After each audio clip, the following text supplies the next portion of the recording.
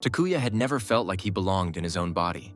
Every morning began the same way: a reluctant glance in the mirror, a sigh that barely escaped his lips, and the silent wish that he could wake up as someone else. He wasn't just out of place in his skin, he was out of place in the world. His cheeks were too round, his uniform always too tight, his voice cracked at the wrong times. He had eyes that darted away when people looked at him, and when they didn't, it somehow felt worse. He wasn't bullied for being different. He was bullied because he was easy, an easy target, an easy laugh, an easy person to forget. Even as a child, he was the one picked last for games, the one whose birthday invitations went unanswered. In middle school, he sat through lunch alone while other kids traded snacks and secrets. By high school, he had learned to stop expecting anything from anyone. Even his own sister, 2 years older, popular, beautiful, mocked him in front of her friends at school. "That's my brother," she'd say, laughing like it was a joke. And everyone else would laugh too. Over time, he stopped feeling the sting. That was the scariest part. He got used to it. At Onodera High, Takuya was a shadow. He showed up, sat down, and kept his head down. His desk was always a little dustier. His name was barely remembered during roll call. His thoughts were never asked. His presence never invited. But despite everything, there was one person who made his heart beat louder than his thoughts. One person who gave him a reason to keep showing up. Her name was Aika Minami. Everything he wasn't. Graceful, radiant, adored. Her laughter pulled attention like gravity. Her presence softened rooms. Teachers praised her, boys worshipped her, girls copied her. Takuya didn't dream of being with her. He dreamed of being seen by her. Not loved, just acknowledged. So he did something unthinkable. He wrote a letter. It wasn't poetic or clever. It was clumsy, honest, and trembling with silent hope. A final whisper from someone who had never been heard. He folded it carefully and placed it in her shoe locker. A confession not born of confidence, but desperation, not for romance, but for dignity. The next day, a crowd gathered. What began as an ordinary lunch break turned into a cruel spectacle. Someone had leaked the letter. Whispers became shouts. Shouts became laughter.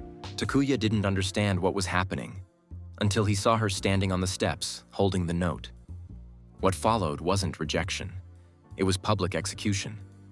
The words she spoke cut deeper than any silence. The laughter that followed was the final blow. And the worst part was the look in her eyes. There was no pity, no guilt, only amusement. The audience cheered her cruelty like a performance. And in that moment, something inside Takuya didn't just break, it collapsed. He walked through the halls like a ghost no one respected. Even teachers looked away. Desks scraped as classmates made space, not out of fear, but disgust. He wasn't just invisible anymore. He was laughable, a meme, a moment, and soon he was gone. Takuya stopped coming to school. For a week, his room remained dark, curtains closed, phone silenced. He barely moved, meals uneaten, eyes open through sleepless nights. His phone screen lit up with group chats he was never part of, his name trending in cruel jokes, screenshots of the letter, captions soaked in mockery. Not one person reached out. He didn't cry anymore. Not after the third day. The sadness burned away. All that remained was a growing void. And from that void, something else began to whisper. On the 7th night, a strange wind crept through the cracks in his window. The temperature dropped. Time thickened. Shadows seemed to lean toward him like they had something to say. Then came the presence. Unseen but overwhelming. It wasn't human. It wasn't kind. But it was listening.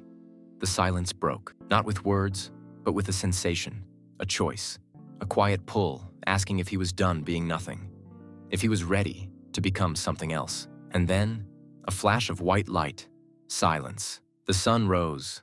The room looked the same. The bed sheets were familiar, but the air had changed. Takuya sat up. Something felt different, not outside, but within.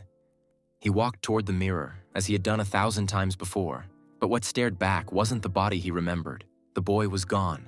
What stood in his place was taller, leaner, sharper. His eyes no longer darted, they pierced. His face was still his, but reimagined, refined, awakened. The same soul, but now undeniable. and deep within that new reflection burned something ancient, something vengeful, something hungry. The predator had risen. Later that morning, Takuya stepped outside for the first time in days. The sun touched his skin differently, brighter, warmer. He wore the same uniform, but it fit now. It clung to his new form like it had been tailored. People noticed. On the street, an old woman paused her walk and stared at him, lips parted like she saw something she didn't understand. A group of girls whispered as he passed, eyes wide with the confused awe that once belonged only to others. But Takuya didn't slow down. He wasn't walking toward school. He was walking toward the truth. By noon, he stood at the edge of the city. A train station forgotten by time. Rusted signs, cracked pavement. He'd never been here before. But his body led him, and there, waiting at the platform, was a man in black, tall, ageless, dressed in a coat that shifted like smoke. His eyes, pure silver, reflected no light. He didn't speak. He simply turned and walked into the abandoned terminal. Takuya followed. Inside, the world fell silent. No birds, no breeze, no sound. Only that second heartbeat, louder now. The man turned. "You've been chosen," he said, voice like stone dragged across steel. "By who?" Takuya asked. "By what?" The man stepped closer, placing something in Takuya's hand. A black fragment shaped like a fang, cold as death. "It woke because you broke." Takuya stared at it, eyes narrowing. "What is it? A gift, a weapon, a curse?" Then the man smiled for the first time, thin and cruel. "It makes you strong enough to tear your world apart." Lights flickered from nowhere. Wind howled through sealed doors. The shadows deepened. Takuya's eyes glowed. The second heartbeat exploded into a roar. Pain shot through his spine. His knees buckled. The fragment melted into his skin.